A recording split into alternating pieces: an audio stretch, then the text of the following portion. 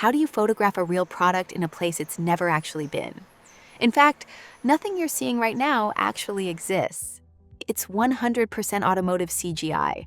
When WheelTech GP approached us, they had a major bottleneck. They were launching 15 new high-performance wheel models. Let's be real. What does a traditional automotive shoot like this actually cost? Studio, photographer, prop vehicle, that's $5,000 to $7,000 a day. Add lifestyle scenes and travel, and you're pushing past $100,000. Why not AI? Spokes drift, the logo melts. It's not their wheel. 3D rebuilds the exact one. Consistency, accuracy, real materials. In the end, WheelTech GP got a complete, scalable content ecosystem. Build it once, use it everywhere. Website, Instagram, Facebook, Pinterest. One asset, endless reach.